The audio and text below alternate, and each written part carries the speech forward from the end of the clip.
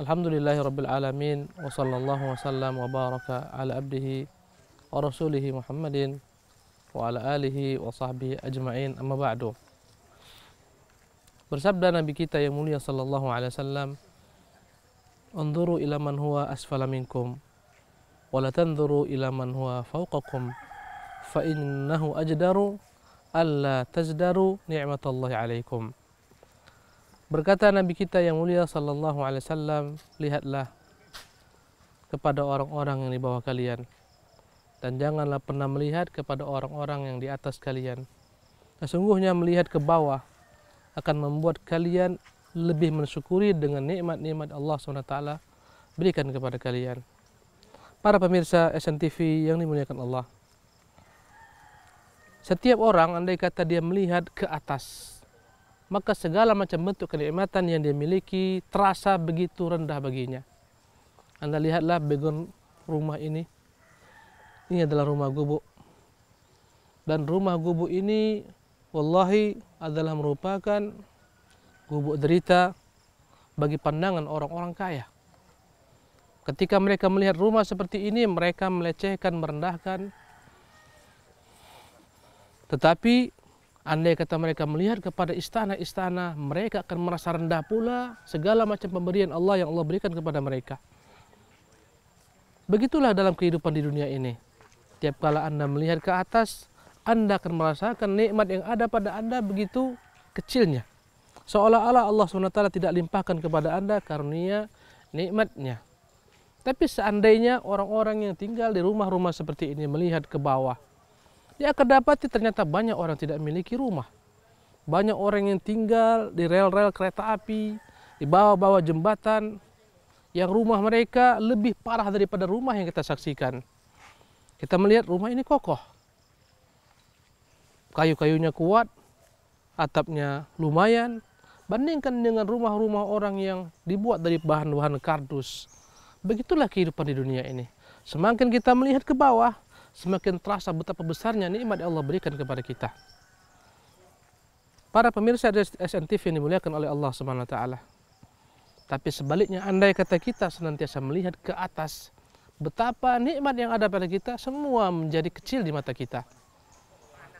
Andai kata orang-orang yang tinggal di rumah-rumah seperti ini melihat rumah yang dia tempati, dia bandingkan dengan rumah-rumah mewah, terasa baginya betapa hinanya kenikmatan yang Allah Subhanahu wa taala limpahkan kepadanya. Dan adapun orang-orang yang berada pada rumah-rumah mewah melihat ke istana-istana, mereka akan merasa betapa rendahnya nikmat yang Allah berikan kepada mereka. Oleh karena itulah Nabi kita yang mulia sallallahu alaihi wasallam memberikan kepada kita panduan bahwasanya dalam mensyukuri nikmat Allah Subhanahu wa taala hendaklah kita selalu melihat ke bawah. Orang-orang yang tinggal di gubuk-gubuk reot seperti ini, banyak mereka adalah orang-orang yang Allah berikan kepada mereka nikmat kesehatan yang besar yang tidak dimiliki oleh orang-orang kaya. Kita mengetahui, kita mendengarkan dan kita melihat ada orang-orang yang rumah mereka adalah istana-istana bagi mereka, tapi mereka hidup dalam penderitaan berkepanjangan, berbagai macam penyakit yang mendera mereka. Kita melihat sebagian orang-orang miskin, mereka beraktivitas bebas tanpa ada hambatan. Kesehatan mereka miliki, dan sungguh kesehatan adalah merupakan rezeki yang begitu mahalnya, yang tidak diberikan Allah kepada semua manusia.